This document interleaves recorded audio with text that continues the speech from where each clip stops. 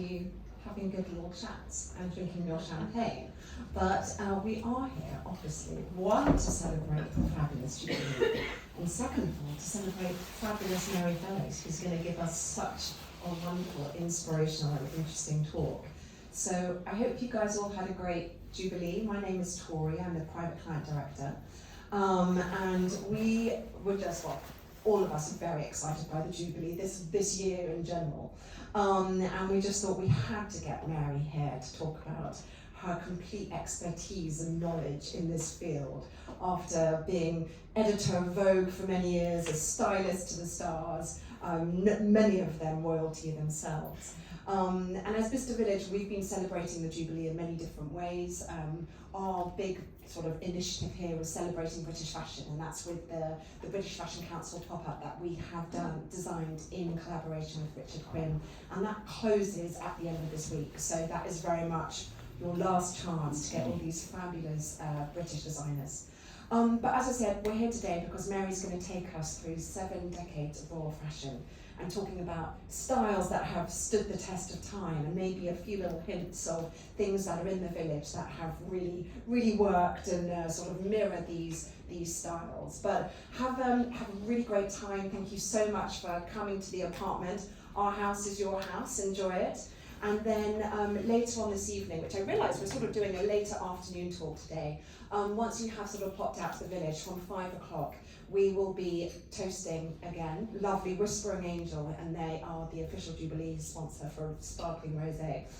So from 5 o'clock, we're going to be having canapes and drinking here. So really, just come and spend time and take your time here and enjoy the talk. Mary. Thank you very much. Thank you. Is the mic on? You can hear me all okay at the back of the room? And if you can't, please just show of hands if you can't hear me. There's nothing worse than when you can't hear. So thank you, Tori, for that very flattering intro. As you know, I'm Mary Fellows. I'm here to talk about royal style. I have obviously had a great time, like all of you have, celebrating the Platinum Jubilee this weekend. I don't know how many of you caught these brilliant moments, but I think it's been an incredible time to bring together the whole nation. And we're here thinking about styles here at Bicester. So what qualifies me to be here? I've edited multiple Vogues, as Tori kindly said. I've created my own Vogue in Turkey, which was great fun. I've worked for Bazaar, Glamour. I've contributed content to 51 titles around the world in every continent, and gone on to also dress household name talents at the Oscars, the BAFTAs. I've contributed content to digital giants such as Amazon Fashion and Yahoo Style, and I now work as a sustainability consultant. I also happen to have a couple of accidents of birth, as you might say, that qualify me to talk a little bit about royal style. So great-grandpa was there at the coronation. He's one of the Knights of the Garter that held up the canopy, which is a great proud moment for the family. My Uncle Hugh, sadly, is in heaven, but was Prince Charles's best friend. And Grandpa was the land agent at Sandringham, and he ran Sandringham for 3 monarchs. So first King Edward, who became the Duke of Windsor, then King George, and then Queen Elizabeth. And then my Aunt Jane is the sister of the late Princess of Wales. And my Uncle Robert, also carrying on from what Grandpa did, also went to work for the monarchy and the Crown, and was the Queen's private secretary for a long, long time, and also married to Aunt Jane. And then I happen to also be related to the lovely Princesses Beatrice and Eugenie, and then we get to why I'm well placed to speak about royal style. So after the wedding of the Duke and Duchess of Cambridge, the girls came to me and said, look, we've got another big year coming up. We've got the Diamond Jubilee, we've got the Olympics, and there were some mistakes made last year with our style, which we won't labour over. But we think we could maybe do with a refresh and maybe a different direction, so could you help? So I said, absolutely, that would be an absolute pleasure, why not? And I said, yeah, I think the place to start with this is to go right back to the beginning and look at what your grandmother wore around the time of her coronation. And when I went back into the archives at Vogue, they very kindly let me back in, having left the building. They opened up the archives for me to go back and look at all the way that the Queen's style was covered back around the early 50s. And what I noticed was that she was unbelievably modern back then. She wore these hats by this particular Danish miller that were all these beautiful, closed, quiet, sort of solid shapes, which I thought felt inherently modern compared to the sort of outlandish sculptural things that a lot of people wear, and I think generally find it hard to carry off. So I said my starting point for your style, if we're going to do this together, is to go back to the beginning, go back to Granny. So we did. I listed the help of Stephen Jones and his army of other young milliners he was supporting. And we went out and really gave the girls a fantastic new look, which I'm glad to say have carried on. And what's interesting for all of us here today, I think the takeaways from the way I dressed them compared to how they'd been seen before and how their relationship to style before was to think about real women's bodies. And we all love fashion, that's why we're here, right? And I love it and I've worked in it for 25 years. But I've always had this bugbear that if you took any other sector that discriminated against its core user by not making a product that actually works, it wouldn't scale, right? If you had an insurance policy, you couldn't really claim on it, or you got a car and the wheels kept falling off, you'd probably trade it in. Fashion, on the whole, doesn't make for real women. The average woman in this country is about a size 14 with a 34D or C bust. Could I find anything for a Diamond Jubilee in the Olympics for these girls off the shelf? No. I went to every retailer, every brand, luxury, mid-market, you name it. In the end, we had to either buy and have it radically tailored or have everything made from scratch, which is always, as a side, the best fun because you start from a blank canvas. But the interesting thing was learning from their bodies how to make style work on those bodies, so they ended up, otherwise, they were going to look like a sort of provincial politician's wife. And that's the thing, is it drives me mad. So there's a great takeaway for everybody here today, is to really think that if you aren't, most of us are not built like pencils, right, or supermodels. So there's lots of things that are takeaways, which I'll come on to later on, about how to deploy tailoring and other tricks and hacks to have style that you make it work for the real body. And the legacy of what I taught them is evident, and it's really flattering and heartwarming to see that they took a lot of that on board and have carried it on, because that was the brief as well from the palace, was like, can you not just dress them but give them the tools and give them the ideas and teach them about style and their bodies and everything else, so that going forward they've got their toolbox, which I'm happy to say they've done. And then I also had the fortune to dress the Duchess of Sussex, who, this was before she got married, and we became friends in New York. I interviewed her for this particular piece and styled her. And she was wonderful and extremely inspiring to talk to. And I'm glad to say that she also has now carried on, again, some of the things I taught her. Not always, but if you go back to, that was our shoot, and that was there, and then you can see the sort of red thread through what we did together. And I did say to her at the time, I think monochrome tailoring and great silhouettes for you will be absolutely the thing, and so there we go. Here's a few little snaps of bits of press coverage we had for what I've done for the Royals, which is always nice to see, so hats off to fellows from the Queen. That is a nod, because when I eventually got the girls out to their first big event, I think it was Ascot or Derby in 10 years ago, Beatrice sent me a text message saying, Granny gets the reference. So she'd seen the nod, and it was really, really charming. I also got asked by Channel 4 late last year to be a commentator on a programme they made called Diana, Queen of Style, as a commentator on that. So that's what qualifies me to talk to you today. I thought we'd also look at the 4 pillars of royal style, not just because what the royals do and what they wear and why they're fashionable, but it's about what we can all take away from it. And we live in a time now of fashion, and it's wonderful how much colour and how much expression there is out there on the runways and in the stores, but I personally find that the big ugly sneakers and the logos and the sportswear and the Kardashian aesthetic is not for everybody. And I think that it can also discriminate against, again, back to my point about fashion, discriminating against its core user. And I think when you look at what the royals do, the way they dress, their relationship to style and fashion, but more style than fashion, there's a lot of learnings and insights in there for all of us to take away from. And it gives one, I think, quite a lot of faith and sort of courage in a way to appropriate a little bit of their magic in a time where you can feel like, God, am I not cool enough if I don't have a kind of giant sort of oversized flip-flop covered in beads or bumblebees or my midriff showing. So looking at royal style, colour, sorry, going on to that. Timeless elegance is the main one. I love these images of Her Majesty. They're just looking completely timeless. And you've got all the different generations, all of them who do timeless elegance in their own way. And I think that really the Duchess of Cambridge is really flying that flag so well. I don't know if you all agree. I think she's really grown into her style, and she seems to get fit every time. Everything just fits so well. She goes in for clean lines, long, lean silhouettes, and no matter which colour, which style, which event, she seems to just get it right every single time. And I'm particularly a fan of her coat dresses. I think they're unbelievably timeless. And special shout out to the green dress, the third in, is by a sustainable brand called Edeline Lee, who's a friend of mine. I was thrilled to see the Duchess supporting that particular movement as well. And the Countess of Wessex also, I think, always gets that sort of, that looks so right of being demure but fashionable, well tailored and appropriate. And then we've got, not forgetting the men. I was actually at Downing Street last night for a sustainable fashion reception which Boris Johnson hosted, and he, to make the point about how powerful British fashion is and how it can be a pioneer in the sustainable fashion revolution, said, you know, let's look at the biggest fashion exports from this country. What is it? He goes, every man today around the world who goes to an office is wearing a suit. Where did that come from? UK, Savile Row. So, with that in mind, let's not forget how unbelievably stylish some of these men of the royal family have been, particularly in the 20th century. Prince Philip, I mean, every single time he got dressed, it was just like, oh, right? And then, of course, the Prince of Wales, in his own way, does it so brilliantly. He's a dandy beyond as well. We then go on to colour, as I mentioned. So the Queen, I mean, I heard and read the other day that she said, well, if I wore beige, no one would ever be able to see me. So she's smart, because colour isn't just about her expressing her personality, and she's got a wonderful wit and warmth and humour about her, but it's also smart, it's visibility. And her wardrobe, as we all know, is a rainbow and is brilliant and takes quite a lot of confidence and a slight bit of satire to pull off, because not everybody can pull off that amount of colour, but she just does it in this way that's just so effortless.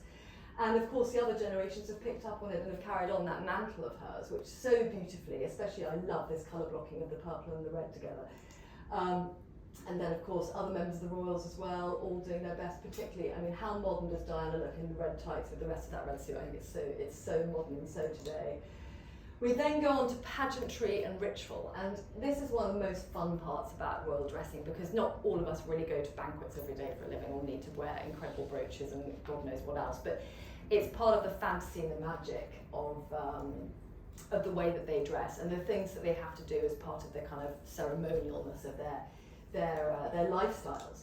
And I mean, I don't know if you can imagine wearing all of that garb. I mean, I sort of struggle enough when I've got to go to a black tie event, feeling sort of slightly kind of clunky and self-conscious at times, but I can't imagine what it feels like to be dressed like that. But it sort of takes us away from the quotidian and takes us into a world of complete fantasy, I think. And again, not forgetting the men, you know, how handsome does any man look in uniform, particularly military. So yeah, I think they do a great job as ambassadors for this country and ambassadors of style, without, obviously that's not their intention, but it's wonderful. And again, a few more other great moments of where it's pure fairy tale. The other thing to remember about, as well as pageantry and ritual, is that if you have to accept an award, or you're being honoured, or an OBE or an MBE from Her Majesty or one of her delegates, there's a certain way of dressing. One of the challenges I have is when I was dressing Olivia Colman, she sent me a message going, oh, I think I've got to go to the palace. What does one wear? So we had to be very careful about, you know, do we wear gloves or not? In theory one should, but we thought, you know, actually it's the modern day, we can get away without gloves, but definitely you should have a hat, and what would be the appropriate thing to wear to receive, you know, your knighthood or whatever it is. We then go on to modesty and etiquette, which is adjunct to pageantry and ritual.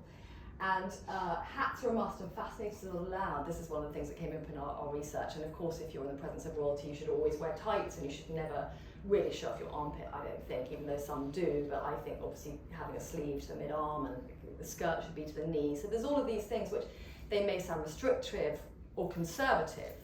But actually, I think when you look at how you photograph, when you are pretty well covered, it actually means you photograph well from every angle. And even though some of us might not all be A-list or royalty, we all now live in an age of digital media and social media where we're always being documented. Everybody's being surveilled and documented at all times. So I always say to people, the more covered you are, actually the better, and I think it is, because you'll always thank yourself later on when there's no muffin top showing. And accessories, this is obviously another major cornerstone of royal styling. And I call it the definition of extra, because it really, I mean, they just do accessories almost better than anyone, and there's some really sweet moments here where you see, you know, the ultimate hand-me-down, you know, a heritage heirloom piece of royal jewellery. Tiaras, I don't know if anyone here has ever worn a tiara, but if you ever have to, I would advise you to make sure your hairdresser has worked with them before, because they are very, very, very heavy, and they slip off very easily, and you need a hairdresser who's got specialist tiara techniques. It's bizarre, you'd think it would be easy, but it's actually, it's quite hard work. And then where would we do that? A royal headscarf, of course. and endless other hats, and the Lorna bag that the Queen famously carries. I mean, she's kept that brand in business for decades, and what could be more timeless than one of those bags? And what's wonderful is you now see, the 25-year-old girls with their kind of cool jeans and sneakers carrying that style of bag, and it just has a completely refreshed modern moment. You couldn't talk about royal style without thinking about what they wear off duty, which gives you as much of a narrative about who they are as it does when they're dressing ceremonially or when they're, let's say, on duty. I think Diana did it best, really, I have to say. I think she really, every single time she was caught off duty, she had a charm and a modernity and a self-expression that was just adorable and so completely modern. I mean, nowadays they've rebought that bag back, Gucci, that exact bag she used to carry, and look, she could be any of the influencers today dressed in that really cool sportswear. And there she was having almost huge amounts of fun jumping off boats. And then you've got, of course, Princess Margaret, when she famously spent a lot of time in Mustique, looking every inch like a cover girl. And then the Queen herself, again, looking completely charming. And you really see that they actually do have a relationship with style when they're not on parade, which is really lovely to see.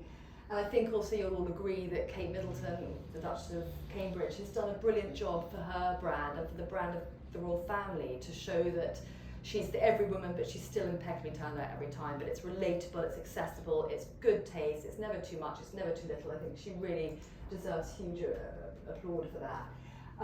Sustainable royals, we've called this. They also, with the sort of classic British pragmatism that they're so good at, the royal family, they've been kind of dressing sustainably for a lot longer than sustainability was cool, and it deserves a bit of praise to see what they've done with that. For example, repurposing gowns, re-wearing them, changing them, adding them, showing that you can wear things in different ways and different occasions. And it speaks, we all dress like that, right? We all recycle things from our wardrobes, but I think a lot of the younger generations struggle with them. They do want a lot more new clothing all the time, and we're not anti-consumption, but it's also good to think about, if they do it, then we can. Today's regal runways is worth mentioning, and particularly because we're here in England, where edgy British runway fashion has usually been subversive and punky, and what's been so interesting this summer was looking at how the runways really did seem to have a moment of regal Platinum Jubilee about them, from designs you wouldn't necessarily expect to do that. So Richard Quinn, we know, of course, he's got this fantastic pop-up boutique, which you must all go and look at today. And he's been doing this sort of very witty take on sort of debutante ceremonial dressing, but in his very tongue-in-cheek, brilliant way.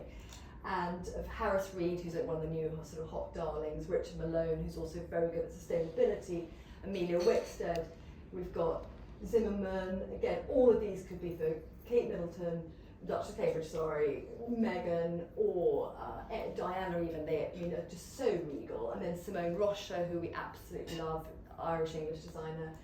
And of course Erdem, who's one of our great favourites, who I think his clothing is so regal, this is the plus ultra. And then of course that Balenciaga look is not something to wear to the shops to go and get your morning milk, but is completely regal beyond.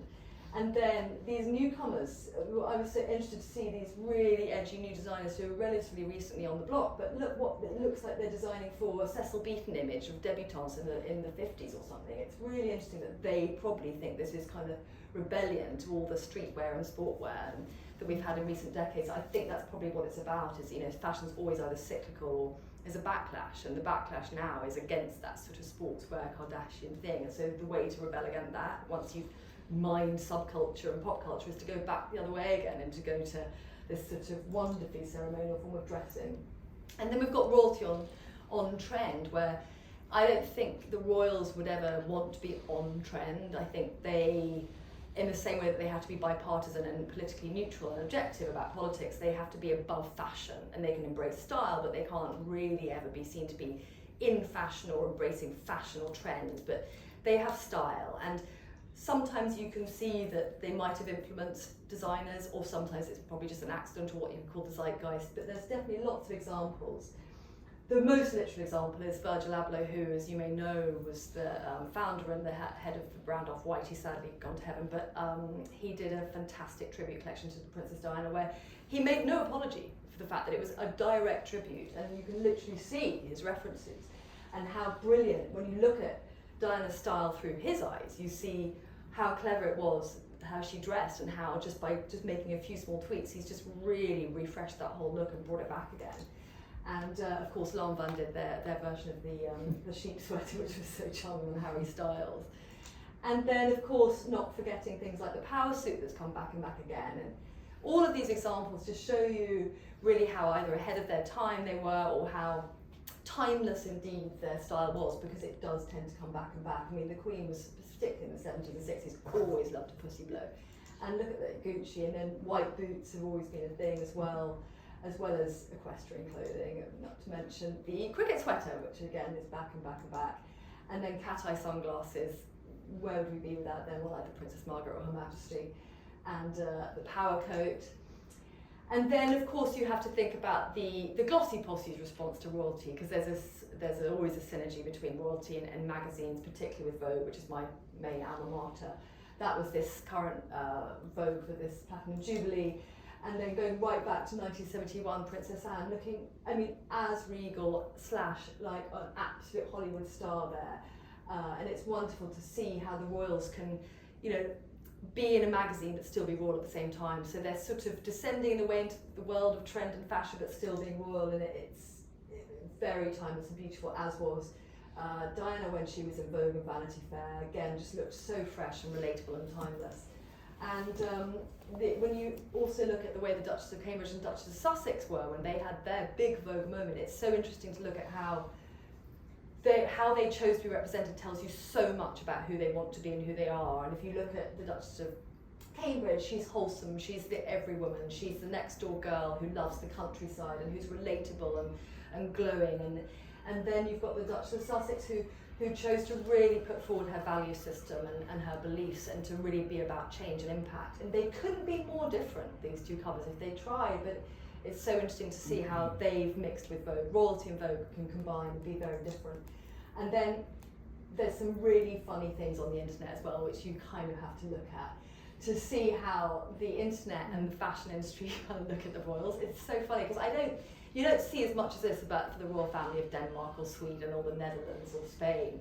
But something about our royals and their style ends up being ripe for subversion, which tells you that they're saying something with their style, because they're not just being safe, otherwise you wouldn't get these kind of brilliant memes. So I don't know, for those who can't see at the back, the top left one of Princess Anne watching, I think she's watching some sport or something, and it says, Annie in a Balenciaga campaign, when? And then we've got Elizabeth McQueen, and she's sort of got the kind of, you know, exaggerated country look with McQueen's famous horns that he did. And then Burberry, and then look at the Queen there with this fantastically good-looking black guy in his headscarf, and then H&M, of course, Harry and Meghan. So it is interesting how their style, if you put your head above the parapet a bit with style, you are going to get that kind of thing. So it shows that they're doing more than just any other world would do. And the last thing we should really think about is diplomacy, because style isn't just style, it's not just clothing, it's not just fashion, it's messaging, it's communications. And over the centuries, you see people who've been in power using and deploying style for diplomatic or other political or subversive reasons. And there's been so many moments when the British royal family very cleverly deployed style to either exaggerate a diplomatic message or to make a point.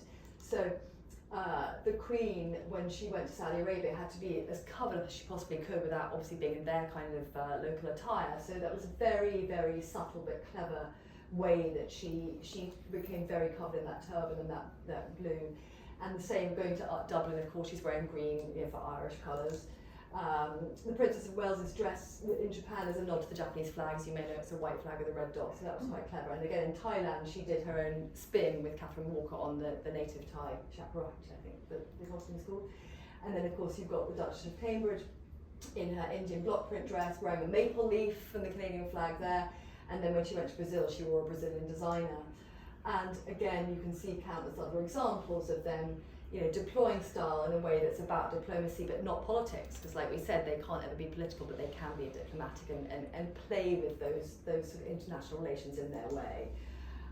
How do I give the royal touch? Well, we mentioned obviously that I've worked for endless Oscar-winning and BAFTA-winning actresses, household name, A-list talent. And I've always been a great believer that you should be modest on the red carpet, because that is a moment when you are going to look at those images forever and the rest of the world's going to look at them forever. Those are the most high profile images that get the most digital engagement. And so I personally think that too many times people go on the red carpet, that is their moment to be Cinderella, it's their moment to be the princess or the queen, and they can sometimes look, I think, too sexy And because you're going to be photographed from all angles, you don't want to get that sort of bit around here showing, or your lower back. And so I always just say cover up, but let's still not make you look too conservative, but you can be covered and still look modern. So with Olivia Colman, I was working for her over a period of years where she was playing two queens as well as being a queen of the red carpet herself. She played Queen Anne in a movie called The Favourite, which is what got her the Oscar and the BAFTA and the Golden Globe and everything else, as well as playing Queen Elizabeth in The Crown. So I was wedged between two queens and making a new one. So my take on that was to still make her look very ceremonial and elegant, but to go for simplicity, sharp tailoring, sharp lines, and keep her covered up, but still make her look modern. And we did achieve that, and we got her in all the best dress lists around the world, which was a huge, huge win for us. And then Elizabeth McGovern, again, she carries off style beautifully, and I think she looks almost regal herself every time she steps out, and she embraces style beautifully. And Phoebe Waller-Bridge, again, who is known for her very subversive comedy, but we thought to sort of cut through the kind of the grit and the kind of the brilliant filth of Fleabag to go against that and just make her look beautiful and radiant and feminine, would really throw people off in a good way, rather than kind of giving an attitude of the same flavour of Fleabag on the red carpet. It was way more fun to go against that. So that's what we did with Phoebe. And that is all I have to say about Royal Style for here. Thank you for watching that. And the next thing we thought we might do is show you some of the things I found in the village.